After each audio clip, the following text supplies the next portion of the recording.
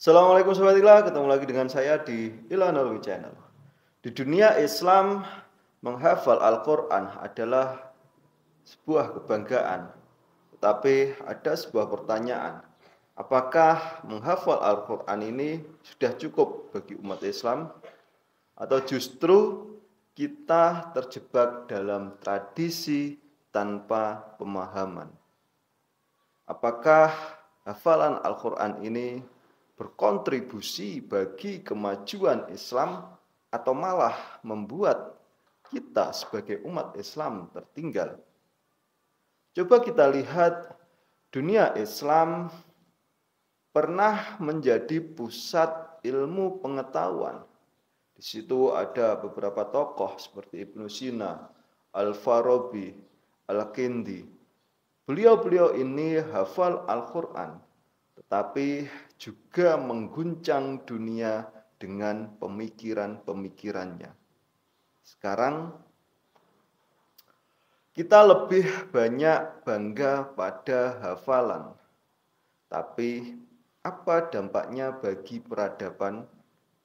Apakah menghafal Al-Quran memang cukup hanya sebatas menghafal saja, atau kita cuma terlena dengan kebanggaan yang kosong? Mari kita bahas.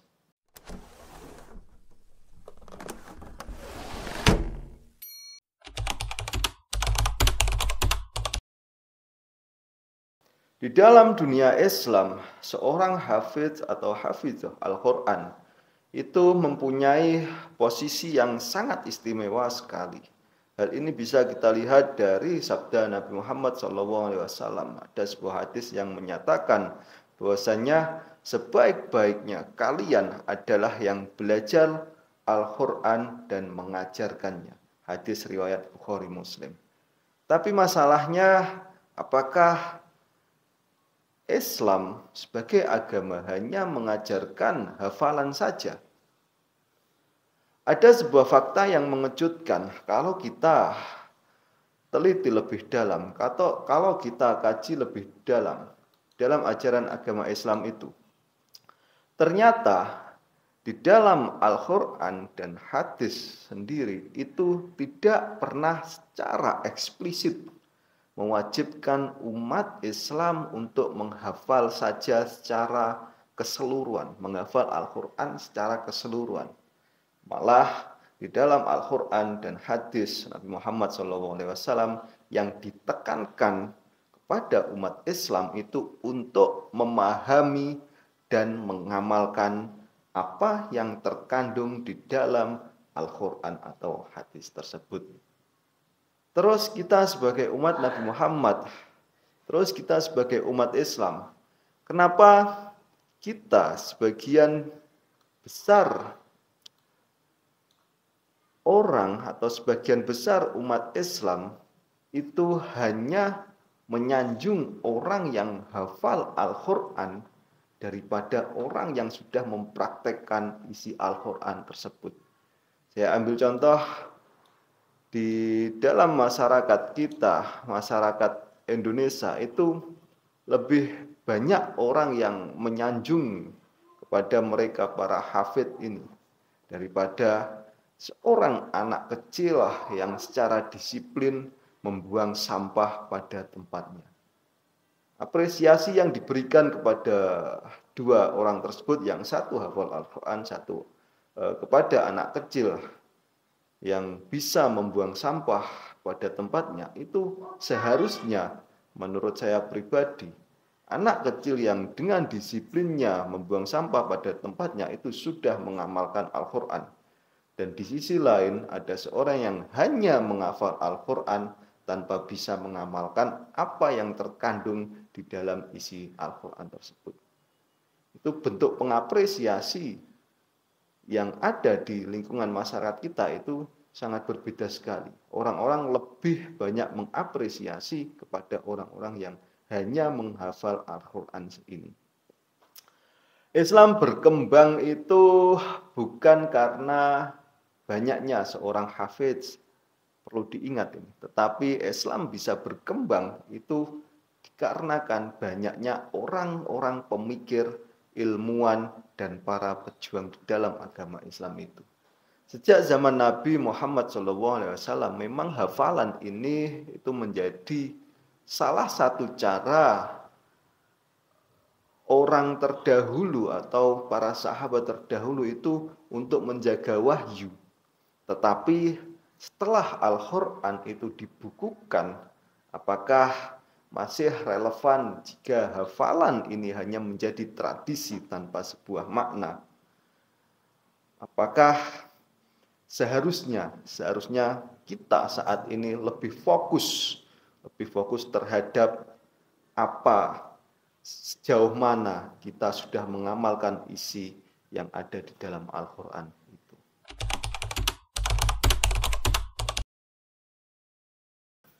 Di banyak negara Muslim, negara-negara Islam yang ada di dunia ini, seorang hafidh atau hafidhah Al-Quran itu mendapat kehormatan yang sangat tinggi sekali.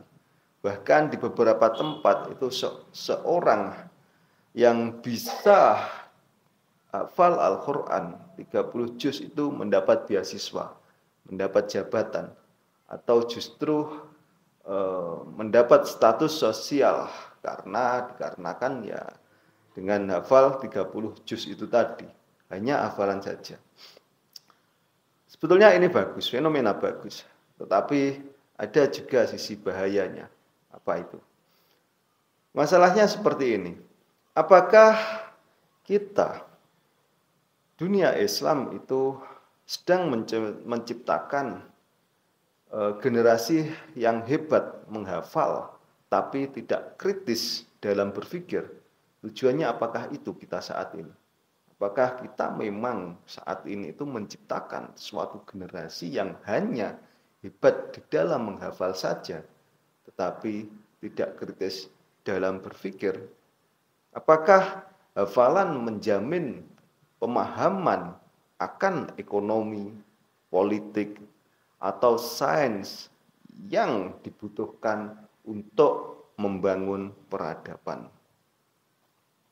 Bandingkan dengan negara-negara Eropa. Mereka, orang-orang di Eropa ini tidak menghafal kitab suci, tetapi mereka mulai belajar meneliti, menerapkan, dan bahkan menjadikan apa yang terkandung di dalam Al-Quran itu menjadi sebuah kebiasaan hidup, dipraktekkan di dalam kehidupannya, dalam bidang sains, teknologi, dan lain sebagainya. Jadi apakah kita hanya akan bangga dengan simbolisme-simbolisme tanpa kontribusi yang nyata, seperti sebagian besar masyarakat kita yang begitu mengapresiasi terhadap orang-orang penghafal Al-Quran ini daripada seseorang anak kecil yang sudah bisa disiplin membuang sampah di tempatnya? Ada beberapa fakta yang menyedihkan. Banyak di berbagai macam negara Muslim punya ribuan hafidz, terutama di Indonesia ini. Tetapi apa yang ada di negara kita, ya masih kesejahteraannya di bawah negara-negara yang tidak menciptakan hafidz yang banyak, itu masih sangat tertinggal sekali. Ada lagi fakta yang mengejutkan bahwasanya seorang hafidz atau seorang hafidhah itu belum tentu juga paham dengan tafsir, apalagi ilmu sains dan teknologi. Karena secara teori seorang hafidh itu sebagian besar hidupnya itu disibukkan untuk berusaha menghafal, mengingat apa yang ada di dalam Al-Quran secara tekstual. Jadi untuk mengembangkan itu kelihatannya itu tidak ada waktu, karena ya waktunya sudah habis digunakan untuk menghafal dan menjaga hafalannya itu. Karena apa? Karena seseorang yang ketika itu sudah menghafal, mereka itu diwajibkan untuk bisa menjaganya. Karena kalau orang tersebut melupakan, sama seperti melupakan Al-Quran dan lain sebagainya.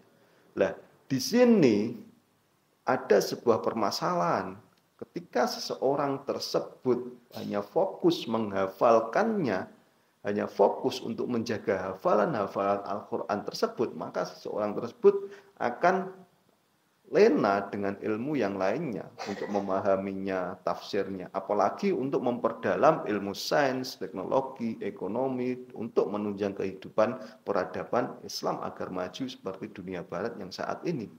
Nah, dari sini Islam mulai tertinggal karena kenyataannya saat ini dunia Islam itu hanya sibuk mencetak para penghafal-penghafal Al-Quran.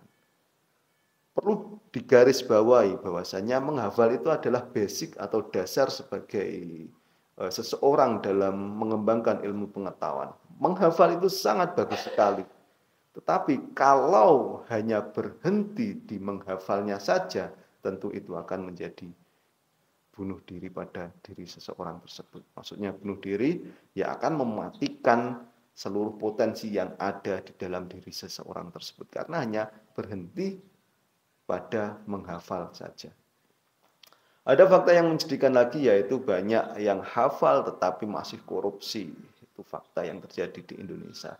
Banyak penjabat-penjabat kita yang juga hafal Al-Quran itu juga masih melakukan tindak korupsi, masih intoleran, masih tertinggal dalam inovasi-inovasi berbagai macam teknologi yang ada.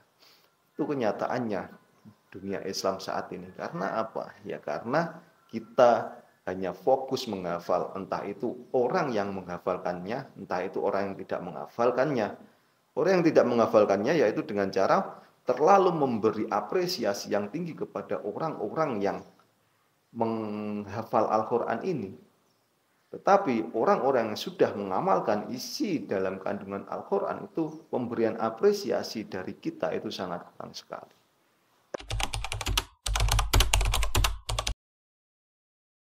Para ilmuwan Muslim di zaman keemasan Islam, Sal Ibnu Sina, Al-Farabi, Al-Ghazali, beliau-beliau ini adalah seorang hafidz, beliau-beliau ini adalah seorang penghafal Al-Quran. Tetapi di sisi lain beliau-beliau ini juga tidak berhenti di situ. Beliau menggunakan Al-Quran itu sebagai landasan berpikir, sebagai dasar berpikir, bukan hanya untuk dihafalkan saja. Perlu kita renungkan, jika kita umat Islam ingin bangkit lagi seperti masa kejayaan Islam dulu, apakah cukup kira-kira dengan hanya melahirkan jutaan hafidz saja? Atau kita saat ini harus menciptakan suatu generasi yang tidak hanya menghafal saja, tapi suatu generasi yang mempunyai pola pikir yang kritis, inovasi, dan membangun peradaban. Secara filosofis, tradisi menghafal Al-Quran ini dapat dianalisis dari beberapa perspektif, terutama yang terkait dengan epistemologi, yaitu dari teori pengetahuan dan dari sudut pandang etika dalam Islam. Dari sudut pandang epistemologi, atau ada sebuah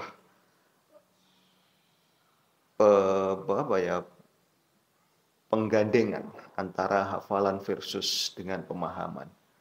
Di dalam agama Islam, ilmu pengetahuan itu mutlak bersumber dari wahyu dan akal pikiran, yang dimana sifatnya kebenaran yang bersumber dari wahyu itu bersifat absolut kebenarannya. Dan manusia untuk memahami yang absolut itu membutuhkan akal. Jadi sumber ilmu pengetahuan itu dari wahyu dan akal. Nah, menghafal itu adalah salah satu cara untuk menjaga otentiknya teks-teks wahyu tersebut. Tapi tanpa pemahaman yang mendalam Hafalan hanya akan bisa menjadi aktivitas-aktivitas yang mekanismenya tanpa menghasilkan kebijaksanaan sejati. Karena apa?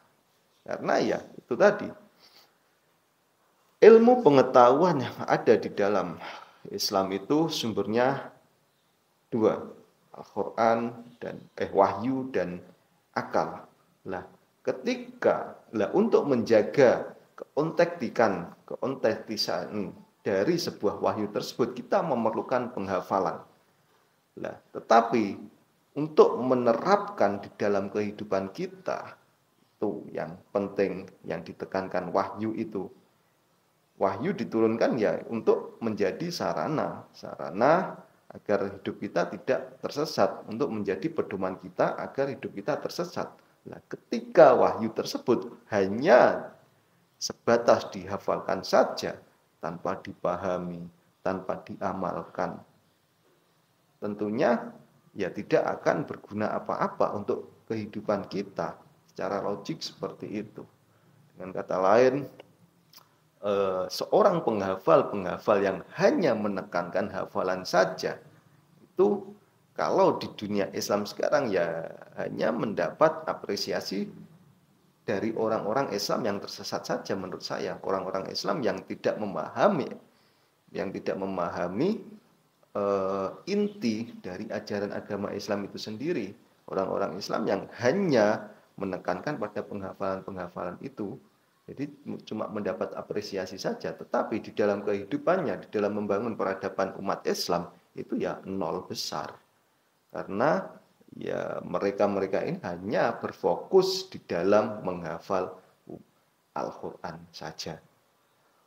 Ulama-ulama besar seperti Al-Ghazali, Ibnu Sina, dan lain sebagainya, beliau-beliau ini menekankan bahwa menghafal itu adalah langkah awal, tetapi harus diiringi dengan analisis yang mendalam, tafsir yang mendalam, dan penerapan isi yang terkandung di dalam Al-Quran itu dalam kehidupan yang nyata.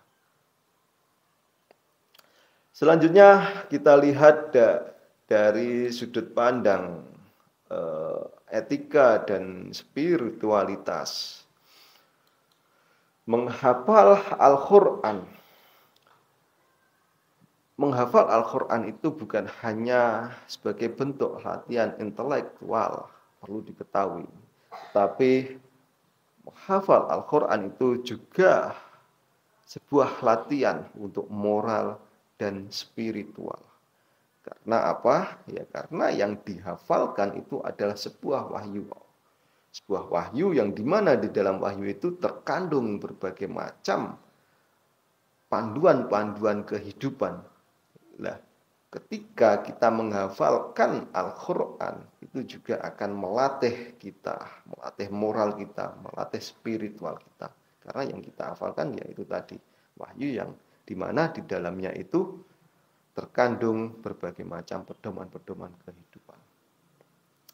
Seorang hafid itu atau seorang penghafal Al-Quran itu sangat diharapkan sekali untuk berakhlak sesuai dengan nilai-nilai yang terkandung di dalam Al-Quran, sehingga kehadiran para hafid-hafid ini, para penghafal-penghafal Al-Quran ini memberi manfaat bagi masyarakat. Ya karena beliau-beliau penghafal Al-Quran ini memegang teguh Al-Quran setiap hari di dalam dirinya, yang dimana Al-Quran tersebut kandungannya itu untuk menyempurnakan akhlak manusia. Nah, kalau seorang hafid saja akhlaknya sudah jelek, tentunya ya akan bertolak belakang dengan apa yang mereka hafal sehari-hari.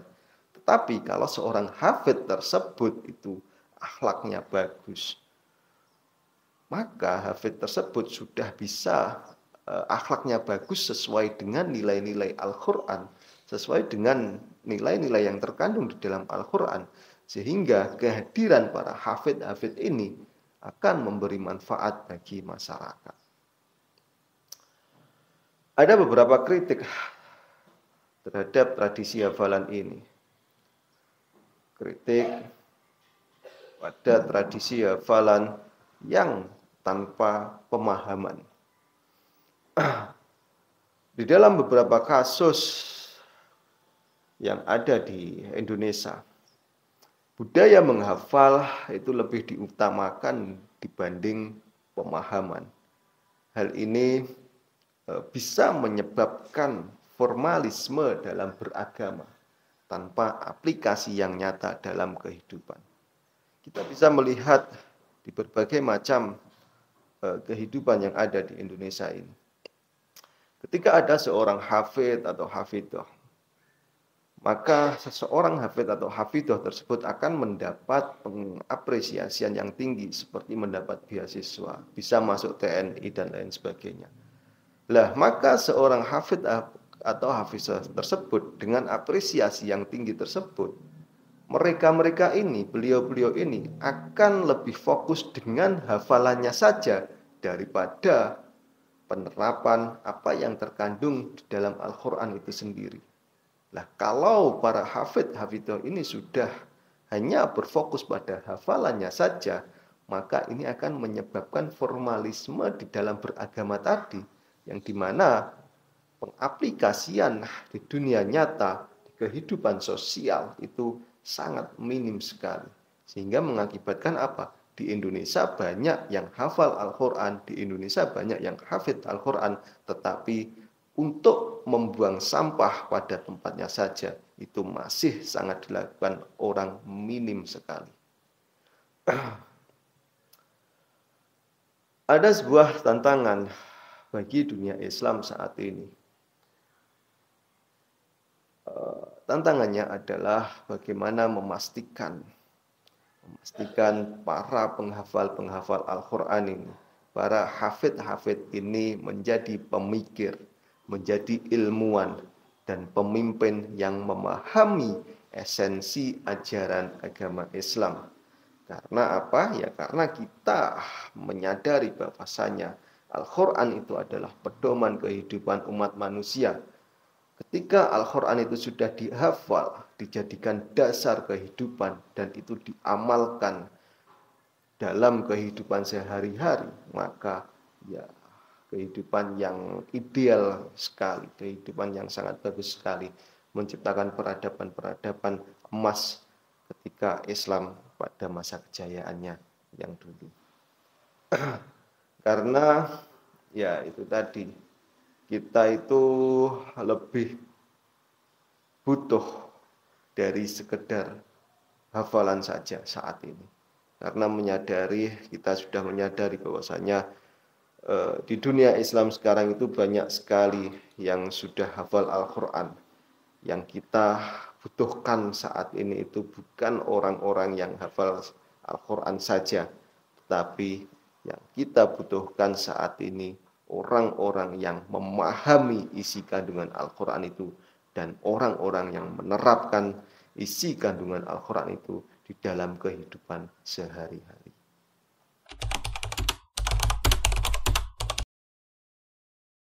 Oke Sobat Ilah, dapat kita simpulkan bahwasanya budaya menghafal Al-Quran ini bisa menjadi sebuah kekuatan yang besar bagi dunia Islam. Jika para penghafal Al-Quran ini dikombinasikan dengan studi tafsir, ilmu sosial, sains, dan teknologi. Para hafiz yang memahami Al-Quran secara mendalam dapat menjadi seorang pemimpin yang membawa perubahan positif bagi masyarakatnya. Tetapi sebaliknya, jika tradisi menghafal Al-Quran ini hanya dijadikan sebagai simbol status tanpa pemahaman dan implementasi nilai-nilainya, maka dampaknya ya akan sangat terbatas sekali. Dunia Islam harus mendorong agar hafalan-hafalan Al-Quran ini diiringi dengan kajian yang kritis dan penerapan nilai-nilai Al-Quran dalam kehidupan yang nyata. Dengan demikian, tradisi menghafal Al-Quran ini akan tetap menjadi sebuah kebanggaan di dalam agama Islam, tapi harus dikontekstualisasikan agar tradisi menghafal Al-Quran ini membawa kemanfaatan yang nyata bagi perkembangan dunia Islam di masa kini, bahkan dunia Islam di masa mendatang. Oke Sobat Ilah, jadi kira-kira apakah kita hanya mau berhenti pada hafalan saja, atau kita mau menghidupkan kembali kejayaan Islam dengan berbagai macam ilmu pengetahuan dan pemikiran-pemikiran yang kritis? Tulis pendapat kalian di dalam kolom komentar dan kita diskusi bersama. Terima kasih dari saya. Assalamualaikum warahmatullahi wabarakatuh.